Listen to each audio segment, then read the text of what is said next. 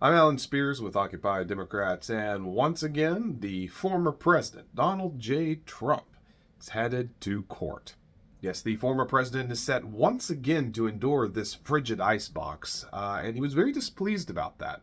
The former president actually had a number of different things he wished to share his thoughts on this morning, and in a couple of clips I want to show you, I think you're going to see that the former president's state of mind is precarious at best. So I'm going to go into this trial. I'm going to sit in a freezing cold icebox for 8 hours, 9 hours or so.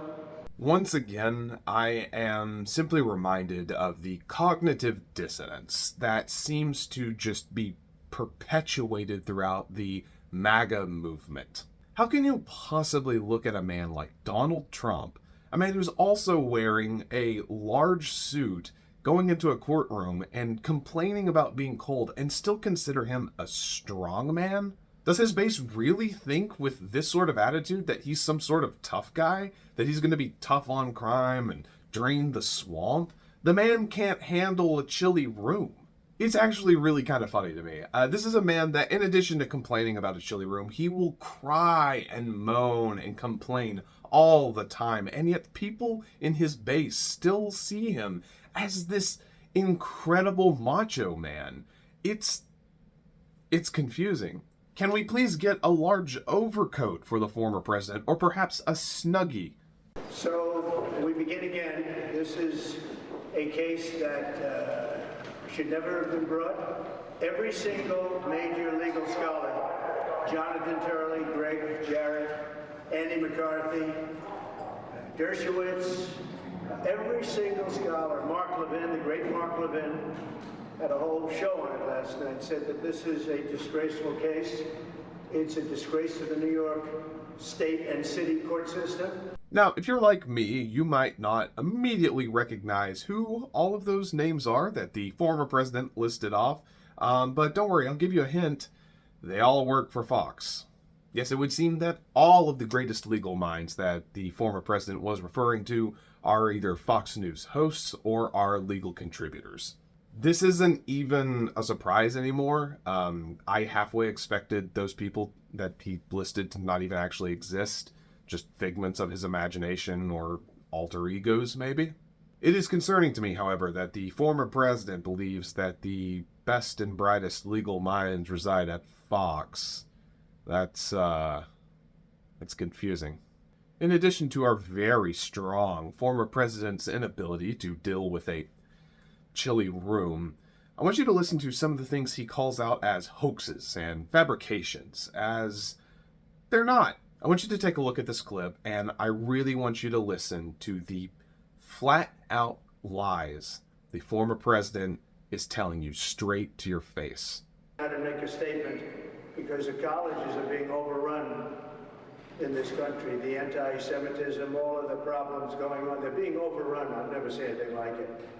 He said he ran because of Charlottesville. Well, if the people that know Charlottesville, when you extend the statement, it's a big hoax what they say was said, and they understand that.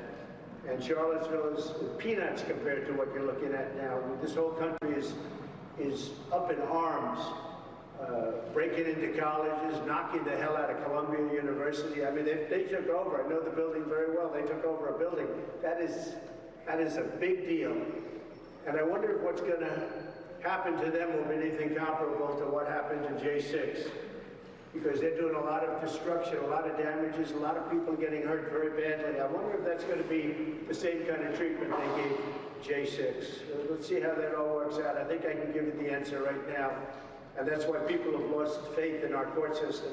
Okay, let's just start with the obvious. Charlottesville wasn't peanuts. We actually did a video on this just the other day. To briefly recap, Charlottesville, Virginia was the site of where a far-right white nationalist group came to hold a rally.